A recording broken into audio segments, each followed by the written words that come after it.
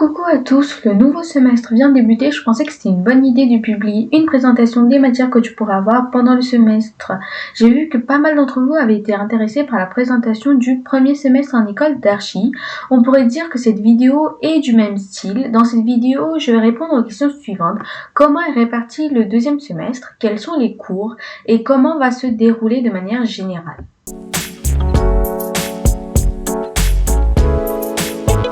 Je tiens à vous informer encore une fois que toutes les informations que je vous donne ne sont pas vraies pour toutes les écoles d'architecture en France et encore moins pour les études alternatives d'architecture. Il se peut que certaines informations ne s'appliquent qu'à l'ENSA Paris-Val de Seine malheureusement.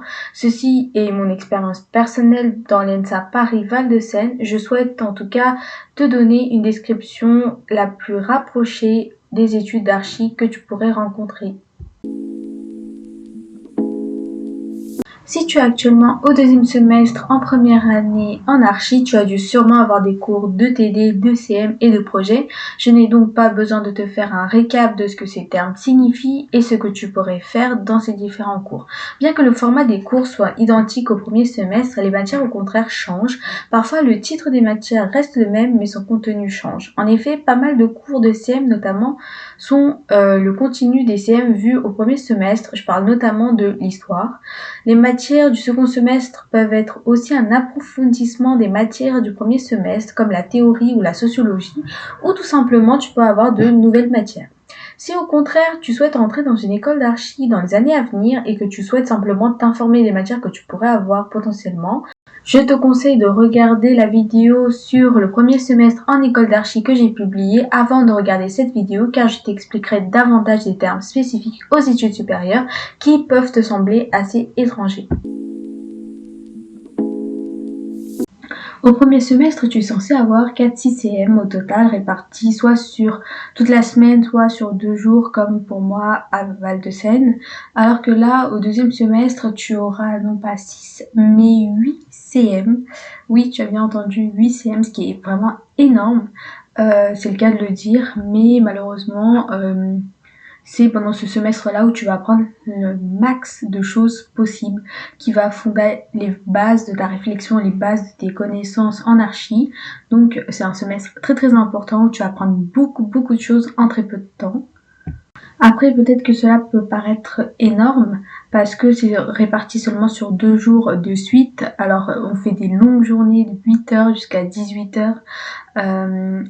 C'est soit avant le projet ou sinon après un cours de projet, donc on est déjà fatigué ou sinon on ne fait que penser au projet, donc c'est assez difficile pendant ces 2 jours ou même tout simplement on est juste fatigué. C'est tout à fait normal d'enchaîner 8 CM à la suite.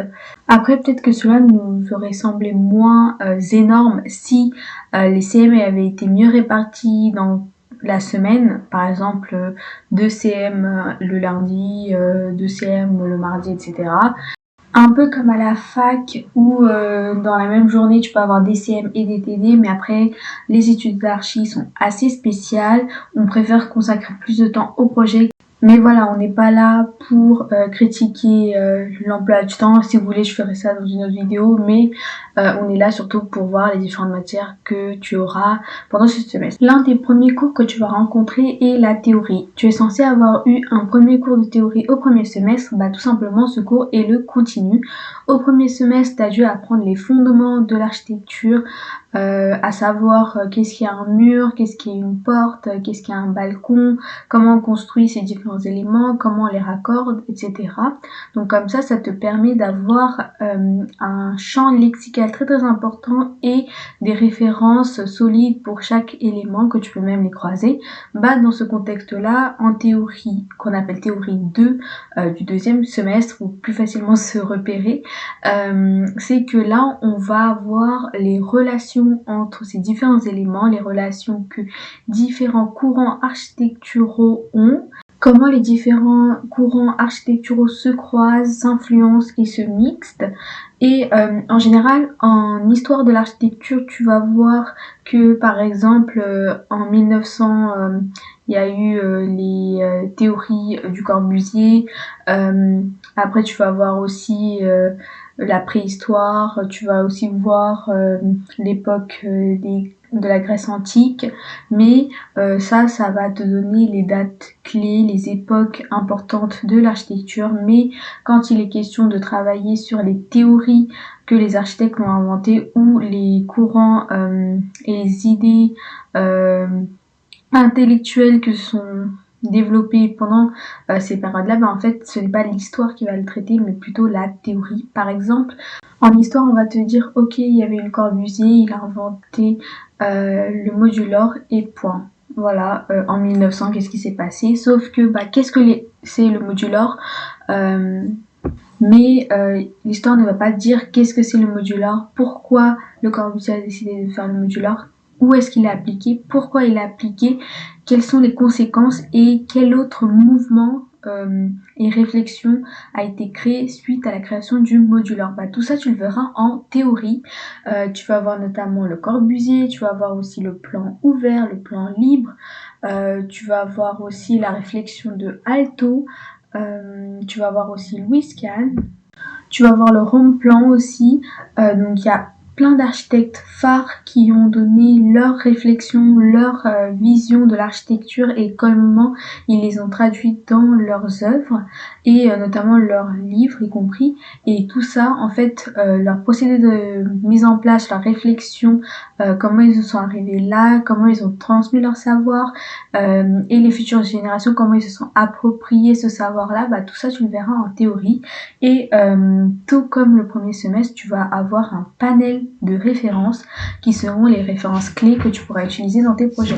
Je te conseille vivement d'assister à ce cours, voire même à tous les cours de CM, mais surtout à ce cours-là, parce que c'est dans ce cours-là que tu vas voir les théories les plus révolutionnaires qui ont existé dans l'architecture, et ça va te donner des références juste incroyables que tu pourras utiliser dans presque quasiment tous tes projets. Et ce qui est bien, c'est qu'en fait, ces théories, en plus de les présenter, le prof de théorie va en plus te l'expliquer en détaillant chaque œuvre de l'architecte qui lui était reliée. Par exemple, pour Louis Kahn, tous les œuvres qu'il a produits, que ce soit littéraire ou architectural, tous ces œuvres vont être expliquées de manière très très précise, ce qui va toi-même nourrir ta réflexion et éveiller ton sens critique, parce qu'encore une fois, on n'est pas là juste pour écouter tous les courants architecturaux et artistiques qui ont existé, toutes les innovations qui ont été faites, tout ce qui se passe en ce moment dans l'actualité. On est là aussi pour critiquer. Il n'y a aucun mal pour critiquer et la théorie est justement là pour critiquer. Ensuite, on va voir la sociologie. Normalement, tu as eu un cours d'introduction à la sociologie et à l'anthropologie au premier semestre. Là, c'est tout simplement le continu. Mais pour ma part, pour ce semestre, en fait, j'ai eu un spectre assez différent, plus restreint, je dirais. On n'a pas vu la sociologie à l'échelle de la ville, ni l'anthropologie à l'échelle de la ville. Pour le deuxième semestre, on a vu l'architecture sous le spectre du genre. Pour rappel, je suis actuellement en deuxième année, donc j'ai déjà fait mon deuxième semestre. Donc ça te permet d'avoir, entre guillemets, les expectations que j'ai eues pour ce semestre-là et la réalité, et entre guillemets mon bilan aussi.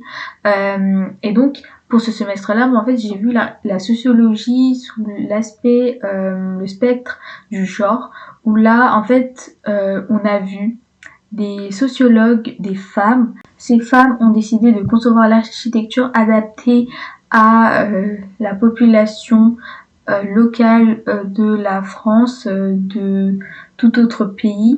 Et en fait, en général, on parle souvent d'hommes quand on veut parler de l'architecture.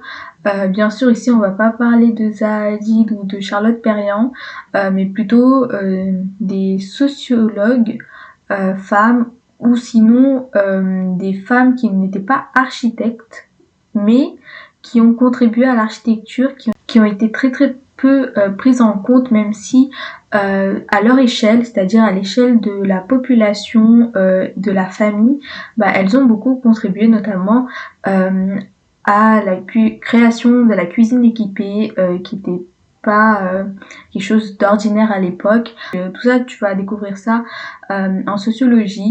Pour ce qui est de l'histoire de l'architecture, en fait, c'est assez compliqué parce que j'ai vu l'histoire de l'architecture du 19e, 20e siècle à peu près. Et là, au deuxième semestre, en fait, ce n'était pas le 21e siècle, ce n'était pas le 17, 18e siècle, mais on est parti au Moyen-Âge. Donc, je vous laisse imaginer le bond en arrière qu'on a dû faire. Donc, tous les cours qu'on a eu au premier semestre étaient entre guillemets inutiles pour comprendre ce cours-là. Parce que en fait c'était l'Antiquité et le Moyen-Âge, pardon, et donc j'ai pas besoin de connaître le Corbusier pour comprendre comment étaient construites les pyramides, si vous voyez ce que je veux dire. Mais ces cours m'ont permis de réaliser qu'en fait l'architecture c'est pas récent comme on le penserait. Il y a eu de l'architecture bien avant, les pyramides sont une architecture, les tombes sont une architecture. Tout ça, on va le voir dans l'Antiquité et le Moyen-Âge, à savoir le CM de l'histoire de l'architecture. Et ce qui est bien, c'est que ça permet d'avoir des références de l'Antiquité, du Moyen-Âge, qui en fait nous permettent de comprendre la réflexion actuelle. Parce que si ces constructions n'avaient pas été menées pendant l'Antiquité et le Moyen-Âge, mais en fait très peu de théories qu'on connaît actuellement, qu'on qualifierait de modernes, auraient pu exister. Parce que en fait, en général, les théories se basent souvent sur les théories qui datent des siècles. Par exemple, Léon Battista Alberti, un architecte italien qui en fait a créé des théories, notamment qui a écrit des livres dessus, en fait ces théories ne tombent pas du ciel, mais se sont basées sur les textes de Vitruve, un architecte romain qui a vécu il y a des siècles et des siècles avant Léon Battista Alberti. Donc encore une fois, il faut connaître le passé de l'architecture pour mieux comprendre l'actualité de l'architecture et où va aller l'architecture. Après moi, ça m'a assez amusé ce cours-là parce que je vous avoue que j'aime beaucoup l'Égypte et les pyramides. Ça m'a permis de comprendre comment les pyramides ont été construites de manière structurelle et comment est venue tout simplement l'idée de construire des pyramides de cette forme-là, parce que c'est une forme assez particulière. En plus, le prof nous donnait tellement envie d'écouter son cours qu'en fait, on ne pouvait pas s'empêcher que d'écouter son cours. Il rendait le cours passionnant parce qu'on avait tellement de dates, tellement de références. Je crois qu'on avait à peu près 200 diapos par cours. Donc, c'est beaucoup d'informations à digérer et en fait, si tu perds le fil du cours, en fait, c'est assez difficile de reprendre la main dessus. Et si tu te délaisses de ce cours, en fait, c'est difficile de revenir plus tard. Donc, il faut que tu sois concentré dès les premiers instants de ce cours et il faut que tu t'y intéresses. Moi, en tout cas, ça m'a beaucoup intéressé de voir les édifices de culte du 15e siècle. Ça m'a intéressé de voir les pyramides, les Romains, les Grecs, les Étrusques. Donc, il faut que tu t'y intéresses. Après, je t'avoue que maintenant, tout de suite, on ne va pas construire des pyramides. Ce serait bien déjà de connaître les modes de construction de ces bâtiments-là, car bien que ces édifices soient simples à nos yeux, actuellement étaient très innovateurs et révolutionnaires à l'époque où ça a été construit. Un autre cours qu'on aura au deuxième semestre est la géographie. La géographie est une nouvelle matière. Tu as sûrement pas dû entendre parler au premier semestre. Là, c'est assez récent et ça a été récemment ajouté aussi au cursus. Alors, dans ce cours-là, en fait, c'est géographie et paysage. Donc, tu vas voir qu'est-ce que c'est un paysage, comment on le définit, qu'est-ce que c'est un territoire, qu'est-ce qu'il y a comme dynamique dans une ville. Comment on peut découper les parcelles en passant du quartier à une ville, à un pays, un continent, etc. On va aussi voir le contexte d'une ville, comment cette ville a été conçue. On a aussi eu des cours sur l'exode rural, sur la résidentialisation en France, sur la mobilité périurbaine, etc. Mais en fait, tous ces cours-là nous semblent assez commun, assez proche parce qu'on les a déjà vus, mais cette fois-ci on va le voir sous l'aspect de l'architecture, comment tous ces éléments-là ont notamment bouleversé la ville, le territoire et en conséquence ont aussi modifié la conception de l'architecture, la conception des bâtiments et des infrastructures.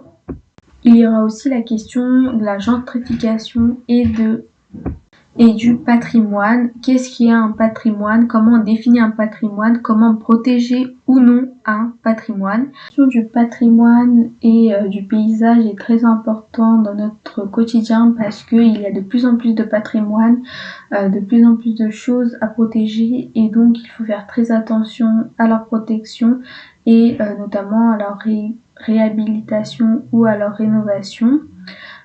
Et à leurs entretiens. Et donc, comment déjà on qualifie un patrimoine? Qu'est-ce qu'on décide de conserver? Au contraire, qu'est-ce qu'on décide de détruire? Quant au paysage, en fait, maintenant de plus en plus, on décide de prendre en compte le contexte urbain, le contexte architectural et notamment la nature, le paysage et l'écosystème. Il faut prendre tout ça en compte pour notre projet et donc tu ne peux pas concevoir un projet en te disant ok, je vais concevoir un projet, je vais prendre en compte le paysage sans savoir concrètement qu'est-ce qu'est un paysage. Un paysage, c'est pas forcément des montagnes, ce n'est pas forcément un lac, une rivière, un cours d'eau, ça peut être une plaine. Une plaine est un paysage. Donc il faut déjà détruire l'image du paysage que tu as actuellement car le paysage c'est bien plus que ça, donc chaque chose compte et il faut le prendre en compte. Ensuite, on a l'histoire de l'art. Attention, l'histoire de l'art, ce n'est pas la même chose que l'histoire de l'architecture. L'histoire de l'architecture, tu vas retracer dans le temps l'architecture qui a été construite, l'évolution de l'architecture au cours du temps pour faire simple, alors que l'histoire de l'art, c'est l'évolution de l'art. L'art au sens large qui comprend tous les arts, notamment la peinture, la sculpture, l'architecture est une art, mais ici on ne prend pas en compte l'architecture parce qu'on a déjà l'histoire de l'architecture. Et donc, on va voir comment l'art a évolué au cours du temps. Dans l'école où je suis, à savoir Val-de-Seine, on a travaillé l'histoire de l'art plutôt sous le spectre de la fête. On a travaillé l'art de faire la fête. On ne s'est pas concentré sur l'art au sens les arts qu'on connaît, la peinture, la sculpture et tout ça. On a plutôt travaillé l'art de la fête.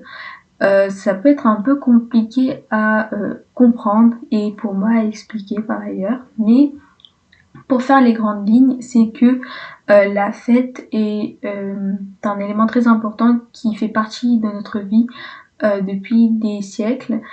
Notamment chez les Romains, il y avait beaucoup le système de la fête. Ils faisaient beaucoup la fête car il y avait tout simplement beaucoup de jours fériés. Il fallait divertir la population.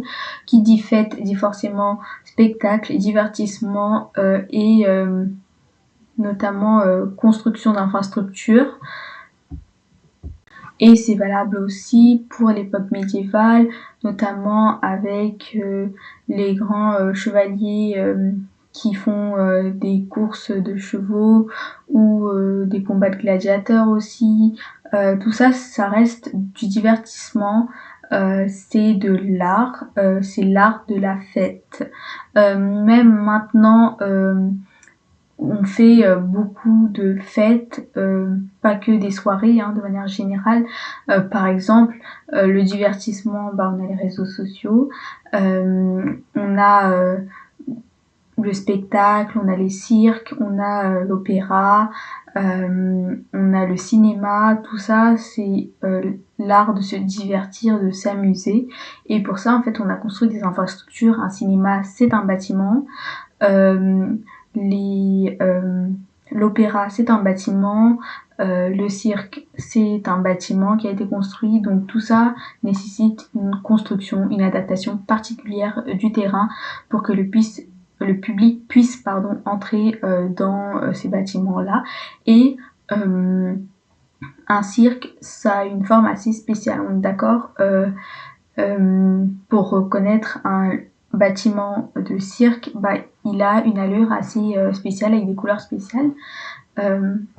Et donc, c'est ça qu'on va traiter pendant ce cours-là. Après, je pense que ça varie beaucoup d'une école à l'autre. Bon, après, peut-être que dans une autre école, vous allez voir l'art, par exemple la peinture. C'est tout à fait possible.